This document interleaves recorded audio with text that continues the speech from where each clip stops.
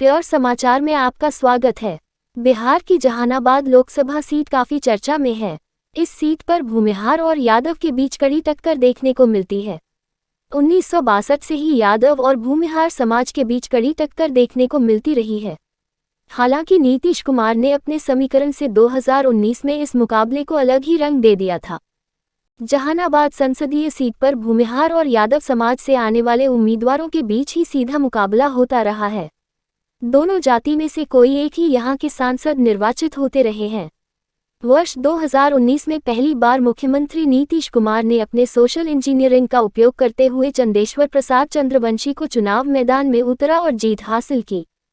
1984 से 1996 तक के चुनाव में यादव समाज के रामश्रेय प्रसाद लगातार 4 बार चुनाव भाकपा के टिकट पर चुनाव जीतते रहे। इसके बाद बिहार में यादव समाज के नेता के रूप में लालू प्रसाद ने अपनी लोकप्रियता पूरे प्रदेश में हासिल की। इसका असर जहानाबाद में भी हुआ। कम्युनिस्ट पार्टी का गढ़ लालू की लोकप्रियता के सामने ध्वस्त हो गया।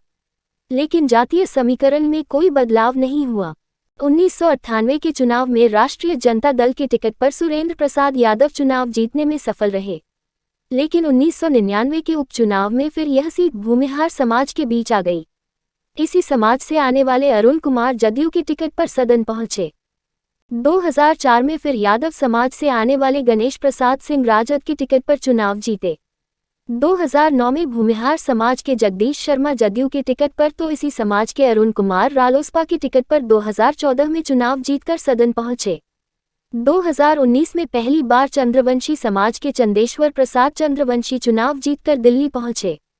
भूमिहार और यादव की बहुलता वाले इलाके में जातीय समीकरण की पुरानी परंपरा को तोड़ते हुए चंद्रवंशी चुनाव जीतने में सफल रहे। इससे पहले 1962 से 2019 तक जहानाबाद संसदीय सीट पर भूमिहार और यादव समाज के उम्मीदवारों का ही कब्जा रहा। 1962 के चुनाव में भूमिहार समाज से आने वाली सत्यभामा देवी कांग्रेस के टिकट पर चुनाव जीतने में सफल रही।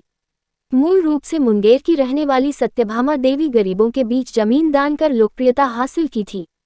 उसके बाद 1967 और 71 में यादव समाज से आने वाले चंद्रशेखर सिंह भारतीय कम्युनिस्ट पार्टी के टिकट पर लोकसभा पहुंचे।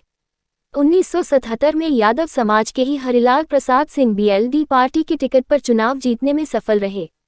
1980 में भूमिहार समाज के महेंद्र प्रसाद कांग्रेस के टिकट पर चुनाव जीतकर लोकसभा पहुंचे। जब जहानाबाद में बिजली नहीं थी, तब यहां चमड़ा शोधन, बाल्टी और बल्ब की फैक्ट्रियां चलती थी।